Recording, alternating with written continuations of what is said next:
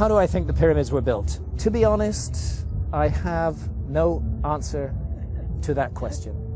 And anybody who tells you that he or she knows how the pyramids were built are not telling the truth, because we don't know. We don't know. The Great Pyramid contains a number of mysteries. The Great Pyramid, first of all, is very big. The Great Pyramid weighs 6 million tons. We can calculate that from its mass. It weighs 6 million tons. Its footprint is 13 acres. It's more than 750 feet along each side. It's 481 feet tall. More than 2.5 million individual blocks of stone were used in its construction. But it's not just big, it's really, really precise. The Great Pyramid is locked in to the cardinal dimensions of our planet. The Great Pyramid is targeted on true north within 3/60ths of a single degree.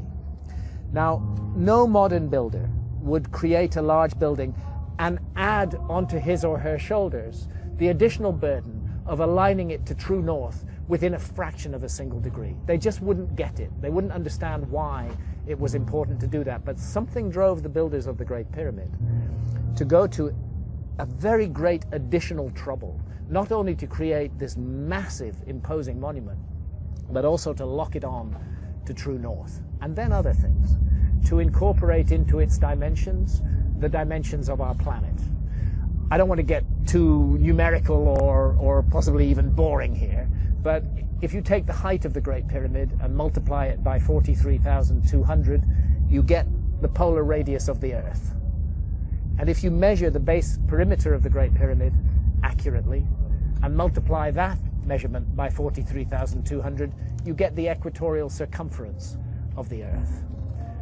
In other words, for thousands of years, through times, through dark ages, when human beings didn't even know they lived on a planet, never mind its dimensions, that monument has encoded and speaks out the dimensions of our planet on a scale of 1 to 43,200. And the scale is not random. The number 43,200 is derived from a key motion of the Earth, which is called the precession of the Earth's axis. The Earth wobbles on its axis very slowly at the rate of 1 degree every 72 years. And 43,200 is a multiple of 72. In fact, I think it's 600 times 72, but I need to double check that. But it's a multiple of 72. Check it out. So they've given us the dimensions of our planet on a scale defined by the planet itself. And that's an incredibly clever thing to do.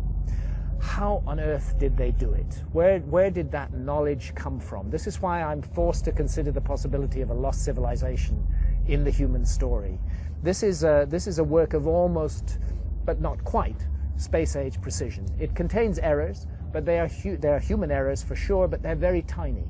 The great precision, great skill, great craft. Some people will say to you, oh, the Great Pyramid was built by slaves. That is utter bullshit. No slaves were ever involved in the construction of the Great Pyramid. As far as I know, there were no slaves in Old Kingdom Egypt whatsoever.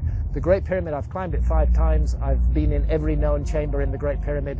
It is a work of stunning artistic achievement. You're looking at the work of masters of architecture at the peak of their skill. Not an unwilling labor force, but people who gave their labor to that work with love and with care and with attention.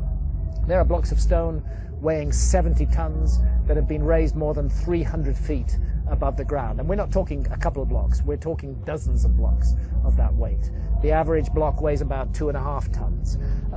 It's the moving of those huge blocks of stone, their arrangement into a high precision monument, and the achievement of actually doing it, because you know, if you make a small mistake at the base, by the time you get to the summit of your 481-foot high pyramid, you don't have a pyramid, you have a corkscrew. You know? They got it all right, and nobody today can explain how they did it, with the knowledge that is supposed to have been available in ancient Egypt, in the Old Kingdom, and with the tools that are supposed to have been available. And that's why I can't help feeling that we are missing some chapter from the human story.